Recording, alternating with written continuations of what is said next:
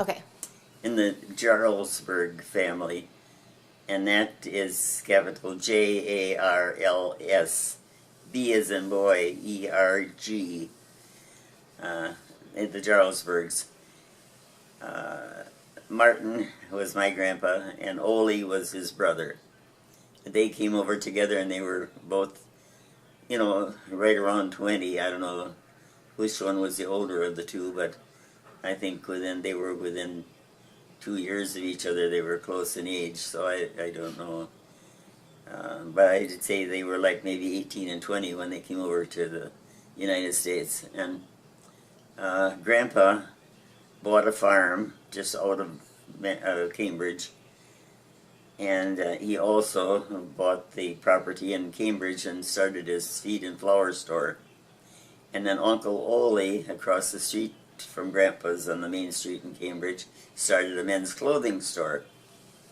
And that was going way up until, I don't know just when his son started running it, when he was old enough and his dad kind of retired, and the son took it for quite a while, and I think the store is gone completely now that nobody carried it on, but it went on for a long time, because I know when I was in high school, he still had his clothing store there, and after that.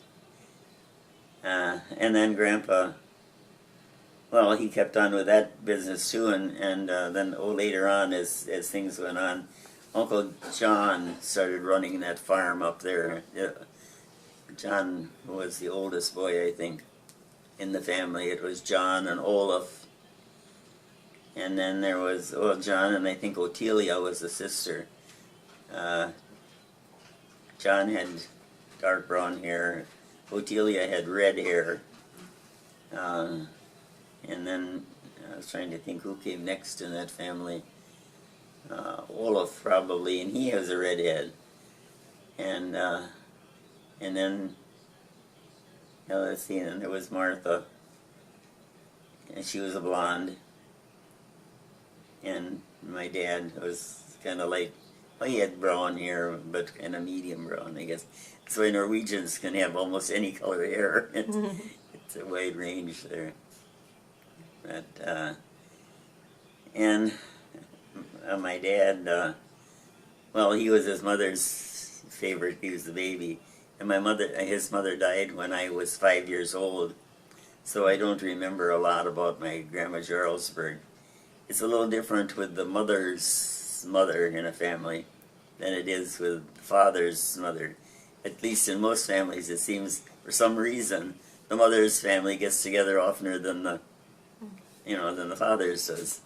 Maybe not that way in all families, but in a lot of them. And it seemed in ours it was because, well, I think probably because my mother had all the trouble and the complications when I was born, and I think that brought so much closer to my Grandma Severson, because she had to help take care of my mother for a while and that sort of thing. So we saw them oftener than we did, but we were always at Grandma and Grandpa Jarlsberg's too, and he had a big flat above the store, above the feed store, and that fronted on the main street. It was quite a wide building, and it went all the way back. I would have no idea of how many feet back it was, but it's a real long building.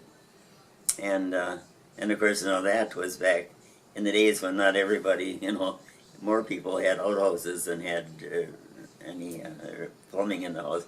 But of course, he had all the plumbing in there and everything too. It was very nice.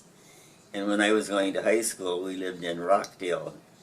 We lived in Cambridge when I was born, and then in Rockdale later on, about 3 miles away. And in the winters, it was so hard to get up to the high school because we'd get these snows, and they didn't have the decent equipment for clearing the streets and roads and things. And so for 2 years there, I stayed the winters at my Grandpa and Grandma Jarlsberg's house. And another classmate of mine, Merle Wallenberg, stayed with Grandma and Grandpa too, and the two of us spent our time together there in the winter then, until it quit snowing and we could go back home again.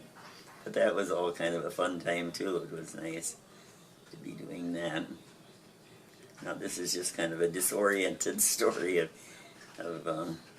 Yeah. yeah.